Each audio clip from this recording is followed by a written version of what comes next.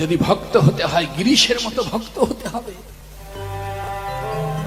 12টা সন্ন্যাসীদের দেশ নিয়ে এসেছে, বলছে ঠাকুর 12টা কেন, আমরা তো 11 জন। বললো ওরে আর একটা আবার গিরিশের জন্য তুলে না।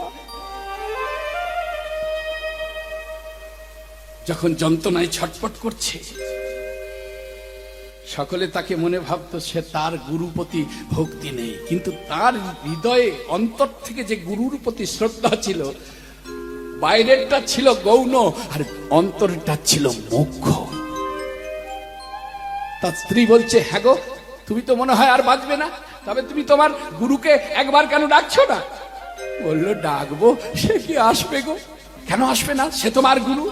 আমি যে তাকে কত অপমান করেছি, কত কটু কথা বলেছি, কত গালিগালাজ করেছি, এমনকি খেতে দিয়ে শালা বলে হাত ধরে টেনে তুলে দিয়েছি, তাকে ডাকলে সে আসবে? বললো, সে তোমার গুরু, একবার ডেকেই দেখো না। তা একবারই ডেকেছিল, চিৎকার করে আকুল আত্মনাদ করে ডেকেছিল, গুরুদেব।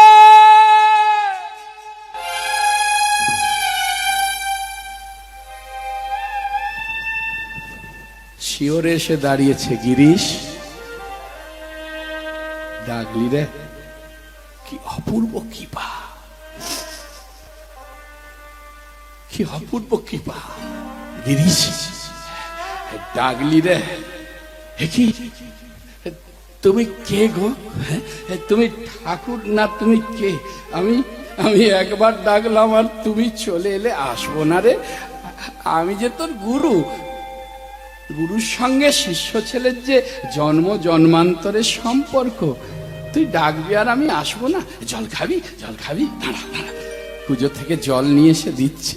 ঠাকুর, তোমার কি কৃপা, তোমার কি করুণা, তোমার কি কৃপা, কিন্তু আমি তোমাকে কি দেব? আজও আমি পেট ভরে মদ খেয়েছি। খা না, যত ইচ্ছা খা, খা, যত ইচ্ছা খা, পেট ভরে আজও মদ খেয়েছি। আমার তো দেবার কিছু নেই, তবে আমার এই চোখের জল আমি তোমার চরণে দিলাম। ঠাকুর, তুমি নাও, তুমি নাও, তুমি নাও।